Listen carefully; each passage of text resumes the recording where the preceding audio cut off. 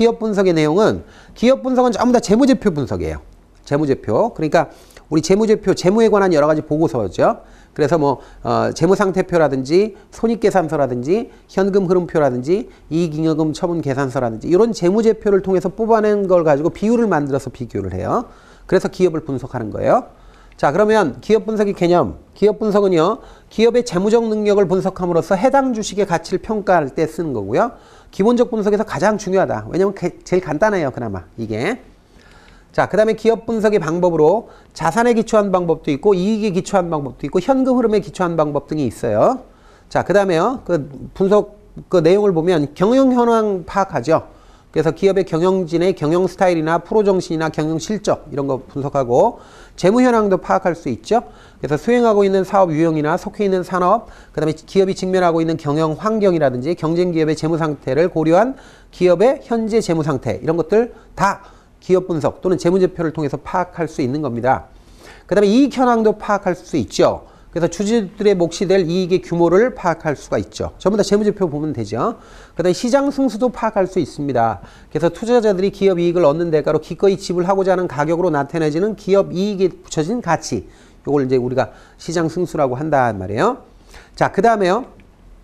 이익 현황이라고 하면 재무상태표하고 손익계산서의 유기적인 결합을 통해서 이익 현황을 확인할 수 있다. 각 지표는 반드시 해당 기업이 다른 지표와 함께 또한 동종 산업 내의 경쟁 기업들 지표하고 횡단면적으로 서로 비교를 해줘야 돼요. 서로 비교를 해야 돼요. 얘 하나만 뽑아가지고 뭐 하는 게 아니에요. 다른 기업들하고 비교를 해줘야 되고 비교는 여러 기간에 걸쳐서 시계열적으로 동시에 평가해야 돼요. 시간의 흐름과 함께 동시에 평가해줘야 된다라는 겁니다.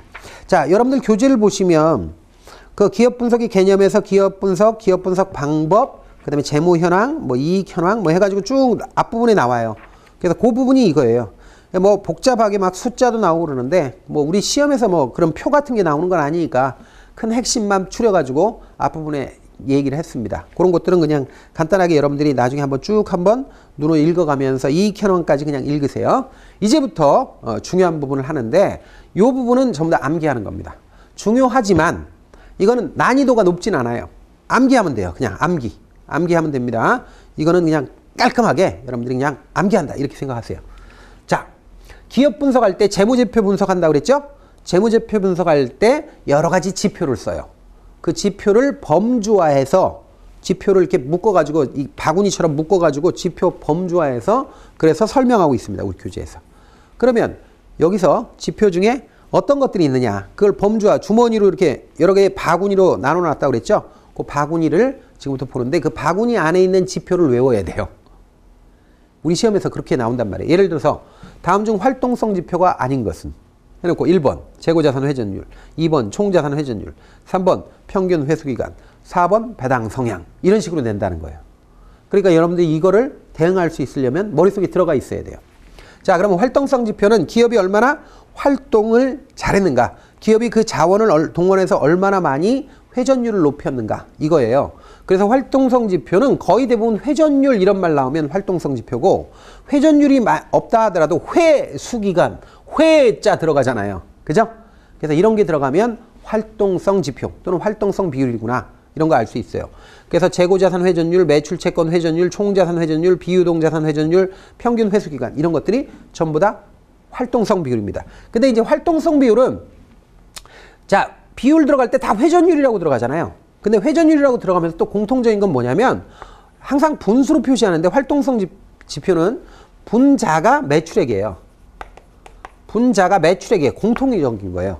회전율은요. 회전율 나올 때 얘네들은 전부 다 이거 산식 다 외울 필요 없어요. 외울 필요 없는데 조금 중요한 게 총자산 회전율 같은 건데 총자산 회전율은 분모가 총자산 또는 총자본이라고 해도 돼요. 에 대해서 매출액의 비율이거든요. 요걸 총자산 회전율이라고 그래요.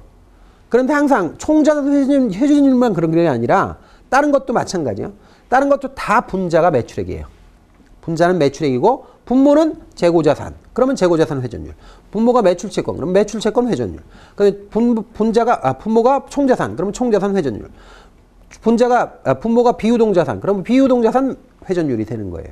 그래서 항상 분자는 매출액이다. 이렇게 알아놓으시면 돼요. 자, 그 다음에 두 번째로 보상비율이 나오는데 보상비율은 세 가지가 있어요.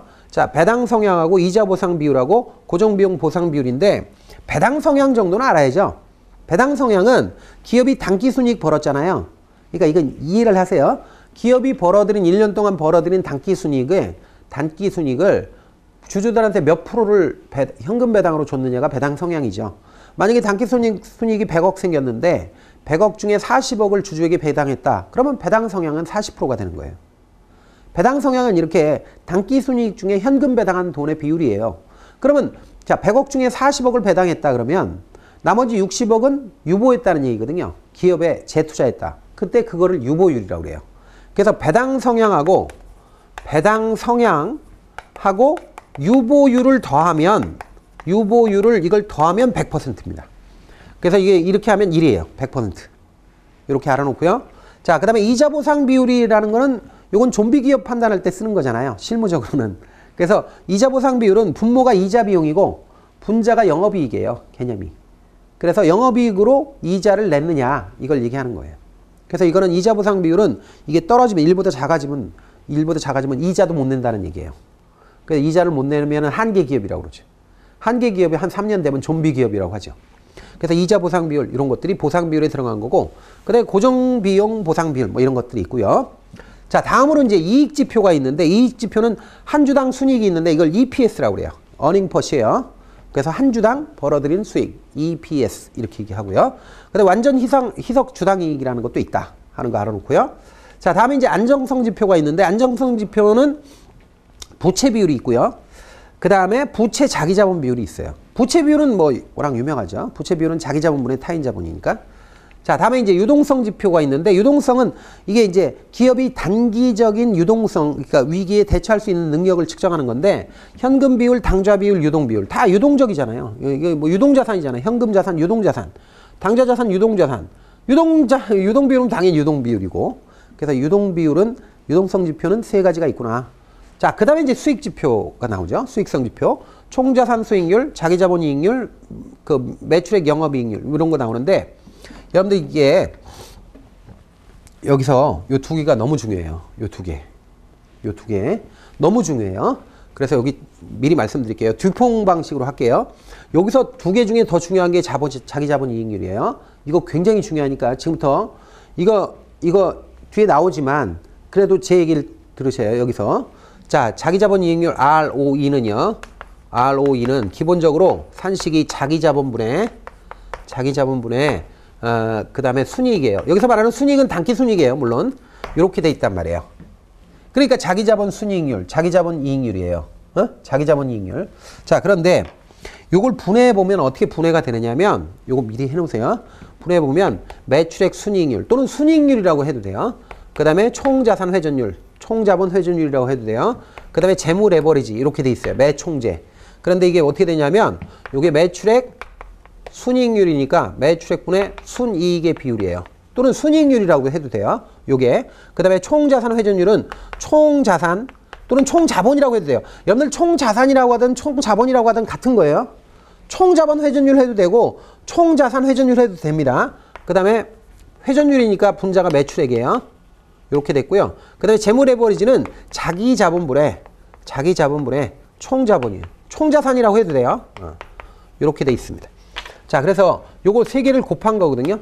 근데 자세히 보시면 매출액하고 매출액이 분모분자니까 소거되고요. 근데 여기 총자본하고 여기 총자본도 소거돼요. 그래서 남는 건 자기자본분의 순이익이에요. 그죠? 자기자본분의 순이익. 그래서 자기자본분의 순이익이란 말이에요. 요렇게 되는데 요렇게 분해하는 걸 듀퐁 분석이라고 그래요. 그런데 요렇게 분해하는데 여기서 자, 요거 빼고 잘 보세요. 요거만 빠지면 요거만 이렇게 빠지잖아요. 그럼 요걸 뭐라고 그런다? 자, 요거를 총자산 수익률이라고 해요. 또는 총자본 수익률이라고 해도 돼요. 요게 ROE예요. ROA는 요 두 개만 ROA예요. 요거만. 근데 여기 하나 더 하면 ROE예요. 요거만은 뭐라고? ROA. 요거까지 하면 ROE. 여러분들 이거 유기적인 거예요. 굉장히 중요합니다, 이거. 기본 중에 기본이니까 꼭 알아놔야 돼요. 자, 그래서 요거만 ROA. 여기까지 합치면 ROE. 이거 알아놓으셔야 돼요. 자, 그 다음에 여기서 요 두 개만 잘 띄워보면 여기 총자본하고 총자본 지워지면 이렇게 지워지면 그러면 자기자본분의 매출액 나오죠. 요 두 개를 결합하면 요때 여기서 나오는 게 뭐예요? 자기 자본 소거시키면 자기 자본분의 매출액 나오죠. 그럼 요걸 뭐라고 한다? 자기 자본 하고 분자가 매출액이면 되게 회전율이라고 한다 그랬잖아요. 이걸 자기 자본 회전율이라고 한다. 요렇게 알아놓으세요. 요걸 자기 자본 회전율이라고 그래. 요 두 개를 합쳐서 자기 자본 회전율 이렇게 알아놓으세요.